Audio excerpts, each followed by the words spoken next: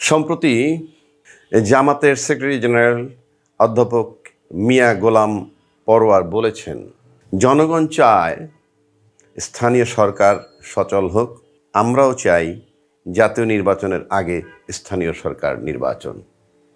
এই কথাগুলো উনি বলেছেন গত বুধবার প্রধান নির্বাচন কমিশনারের সাথে যখন বৈঠক হয়, সেই বৈঠকে এই কথাগুলো তিনি বলেন। তিনি আরও বলেন ওখানে যে আমরা জামাত ইসলাম সংখ্যানুপাতিক নির্বাচনের পক্ষে আছে বলেও জানান, এবং এটার পিছনে তার যুক্তি হইল যে সংসদটাকে কার্যকর এবং সচল বলতে যা বোঝায় সেটা করার জন্য সংখ্যানুপাতিক হারে নির্বাচনটা তারা চায়। পাশাপাশি যদি আমরা বিএনপি কি বলছে, বিএনপি বলছে যে আমরা জাতীয় নির্বাচনটাকে প্রেফারেন্স দিচ্ছে, আগে চাই, আর স্থানীয় নির্বাচন পরে। আবার জামাত বলছে যে সংস্কার ছাড়া সুষ্ঠু নির্বাচন সম্ভব নয়। সংস্কারের পক্ষে বিএনপিও দ্বিমত করে নাই, ইতিমধ্যে সিদ্ধান্ত হয়ে গেছে যে মোটামুটি ডিসেম্বরে নির্বাচন হবে, যেটা বলা হয়েছে, এবং সেটা মনে হয় মোটামুটি সবাই মেনে নিয়েছে। বিশেষ করে এই মুহূর্তে সবচেয়ে বড় রাজনৈতিক দল হিসেবে যিনি আছেন, যারা আছেন বিএনপি, এবং তারপরে যারা আছেন তারা জামাত।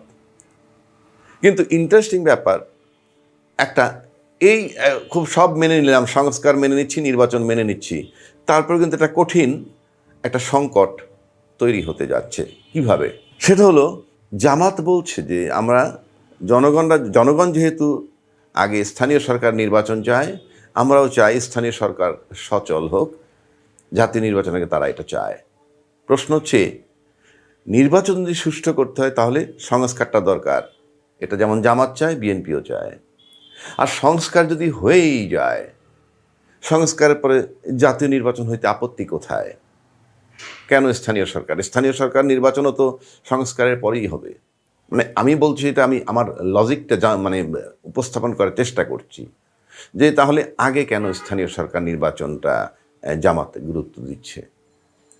এই একই কথা কিন্তু বৈষম্য বিরোধী ছাত্র তারাও বলেছে যে সংস্কার আগে, বিচার আগে, তারপরে নির্বাচন, এবং তারাও স্থানীয় সরকার নির্বাচনের প্রতি আগ্রহী, আগে করতে চায় স্থানীয় সরকার নির্বাচন, যার ভিত্তিতে সম্ভবত আসিফ মাহমুদকে দায়িত্ব দেওয়া হয়েছে, স্থানীয় সরকার দায়িত্বটা তাকে দেওয়া হয়েছে।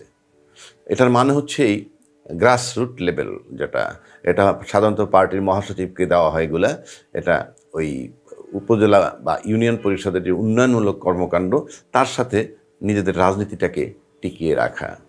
আর আরও সহজ করে যদি বলা যায় যে স্থানীয় সরকার নির্বাচনে যদি আগে হয় আর আসিফ মাহমুদ যদি ইনফ্লুয়েন্স করে এবং জামাতও যেহেতু আগে সেটার প্রতি গুরুত্ব দিচ্ছে, তাহলে মনে হচ্ছে বৈষম্যবিরোধী ছাত্র এবং জামাত তাদের চাওয়া পাওয়ার সাথে একটা মিল আছে, এবং এই মিল থাকার মানেই হচ্ছে তাদের ভিতরে একটা আন্ডারস্ট্যান্ডিং আছে। নয়তো রাজনৈতিক দলের মতো যদি চিন্তা করে, বিএনপি নির্বাচন চাচ্ছে, সংস্কার করার পরেই জাতীয় সংসদ নির্বাচন চাচ্ছে, কারণ জাতীয় সংসদ নির্বাচন হলে ন্যাচারালি যারা সরকার গঠন করবে তাদের ইনফ্লুয়েন্স সেই ইউনিয়ন পর্যায়ে পর্যন্ত পৌঁছাবে, কাজে স্থানীয় সরকার নির্বাচনে তাদের বিজয় সুনিশ্চিত হবে এবং তারা আরও বেশি শক্তিশালী রাজনৈতিক দল হিসাবে থাকবে। এই চাওয়া খুবই যৌক্তিক বিএনপির পক্ষ থেকে। কিন্তু এখন যেটা মনে হচ্ছে আমার কাছে, জামাত বলছে সংখ্যানুপাতিক নির্বাচন চায়, তার মানে হচ্ছে ভোটের ভিত্তিতে, ভোট গণবে তার উপরে। দেখা গেল যে সারা বাংলাদেশে জামাত যদি ফর এক্সাম্পল 50 লাখ ভোট পায় বা 30 লাখ ভোট পায়, তাইলে দেখা যাচ্ছে যে 2-2.5 লাখ ভোটে যদি একটা সিট জয়লাভ করে, আনুপাতিক হারে হিসাব করলে যে 2.5 লাখ ভোট পাইলে বা 3 লাখ ভোটে, ধরা যাক বেশি করে ধরলাম, 2.5 লাখ ভোট যদি হয়, আর যদি 30 বা 3 লাখ ভোট যদি হয়, আর যদি তারা 50 লাখ ভোট পায়, তাহলে দেখা গেল গিয়া তারা মোটামুটি 15, 16, 17, 18টা আসন নিশ্চিত করতে পারে। এবং এছাড়া জামাত প্রত্যেকটা আসনই হয়তো একটা ভালো সংখ্যক ভোট পেতে পারে, কিন্তু কোনো আসনেই বিএনপির সামনে এই মুহূর্তে তাদের সরাসরি ভোটে বিজয় লাভ করা ডিফিকাল্ট। তাই সুকৌশলে সংখ্যানুপাতিক এটাকে বলে, তারপরে তারা নির্বাচনটা চাচ্ছে, পার্লামেন্টটাকে সচল, অর্থাৎ পার্লামেন্টে যদি তারা যেতে পারে এইরকম 18-20টা সিট তারা নিতে পারে, তারপরে ছাত্ররা যদি নতুন দল করে তারাও যদি সারা বাংলাদেশে এই মুহূর্তে এই জোয়ারে দেখা গেল তারাও 20, 25, 30টা সিট অনায়াসে নিয়ে যেতে পারে, কথার কথা বলছি আমি, তাহলে দেখা গেলে 30, 40, 50, 60টা 100টা সিট পর্যন্ত যদি এভাবে চলে যায়, ছোট ছোট দল আনুপাতিক হারে পেয়ে যায়, তাহলে পার্লামেন্টে সবাই ঢুকতে পারলো। অর্থাৎ এইরকম পদ্ধতি ছাড়া, বিএনপি ছাড়া, এইরকম পদ্ধতি ছাড়া একমাত্র বিএনপি সুনিশ্চিত তাদের জয়। আর সে কারণে বিএনপি কেন রাজি হবে? নিশ্চয়ই রাজি হওয়ার কথা না। তাহলে এই যে বিষয়গুলো, আর স্থানীয় সরকারটা আগে করলে যেটা চায় জনগণের সাথে, যেহেতু সরকারের লোকও এটাকে চাচ্ছে, আসিফ মাহমুদরা, তাহলে দেখা যাবে যে জামাত এবং তার সাথে অন্যান্য সবাই মিলে এবং এই সরকার পক্ষ মিলে স্থানীয় সরকার থেকে তারা একটা ভিত্তি রচনা করতে চায়। সেই সুযোগ কেন বিএনপি দিবে? প্রশ্ন হচ্ছে, যদি সুষ্ঠু নির্বাচনের কথা আসে, ইনক্লুসিভ নির্বাচনের কথা আসে, তাহলে সংখ্যানুপাতিক নির্বাচনটা গ্রহণযোগ্য নয়। পাশাপাশি সংখ্যানুপাতিক হারে যদি সারা বাংলাদেশ থেকে যদি জামাতেভাবে ভোট পায়, সে ফর এক্সাম্পল 50 লাখ ভোট পাইলো, 60 লাখ ভোট পাইলো, তাহলে রেজাল্টটা দাঁড়ায় কি? প্রার্থী চুজ করবে কে? তারা ভোট দিবে প্রতীকে, তারপরে প্রার্থী চুজ করা হবে, তাহলে তো স্থানীয় লোকাল লোকের মাধ্যমে পছন্দ করা হলো না। কিংবা যাদেরকে দাঁড়া করানো হলো তারা যদি দাঁড়ায় এবং তারপরে যদি ভোট গণনা করা হয়, তাহলে 300 ক্যান্ডিডেট দেওয়ার পরে যদি সারা বাংলাদেশে 60 লাখ ভোট পায়, সেই 60 লাখ এই ভোটের ভিত্তিতে কোন 18 জন বা কোন 20 জন বা কোন 30 জনকে পার্লামেন্টে নেওয়া হবে, এটা একটা বিরাট কনফিউশন থেকে যায়। এটা যদি এরকম হয়, তাহলে হতে পারে যে প্রতীকে ভোট হবে, তারপরে দল থেকে এমপি হিসাবে নিয়োগ দিবে, তাহলে তো জনগণের বাছাই করার সুযোগ থাকলো না। কাজেই সংখ্যানুপাতে নির্বাচনটা কোনোভাবেই ওইভাবে হিসাবে গ্রহণযোগ্য না। তাহলে তো একটা এমন পদ্ধতি যাইতে পারে যে ঠিক আছে, রাষ্ট্রপতি নির্বাচন হয়ে যাক, সব দল থেকে রাষ্ট্রপতি প্রার্থী দেবে, সরাসরি ভোট, ব্যাস রাষ্ট্রপতি যে পরিমাণ ভোট পাবে সেই পরিমাণ ভোট থেকে তার দলের থেকে এমপি নিয়োগ করে দিবে। এটা হয় না।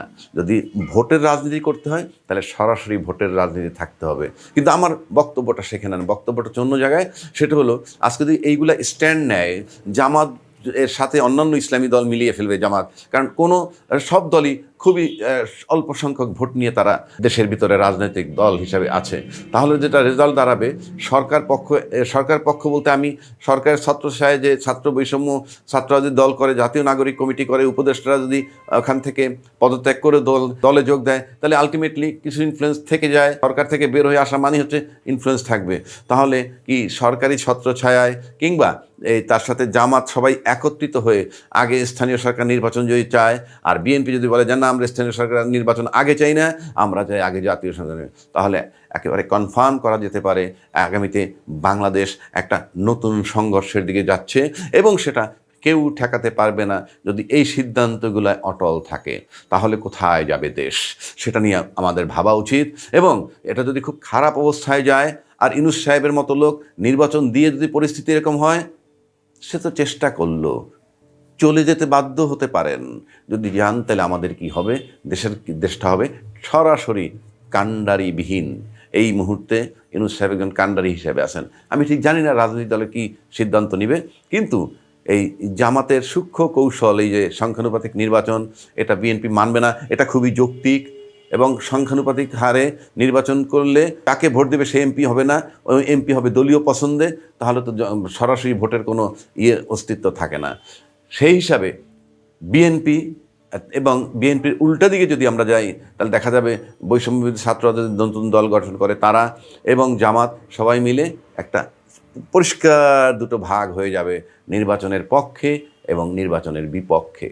এবং সেটা যদি চলমান থাকে, এটা যত বেগবান হবে, দেশের সংঘর্ষ তত বেগবান হবে, দেশের রাজনৈতিক পরিস্থিতি তত খারাপ হবে, এবং জাতি অনিশ্চিত পথের দিকে আবার রওনা দিবে বলে আমার কাছে মনে হয়।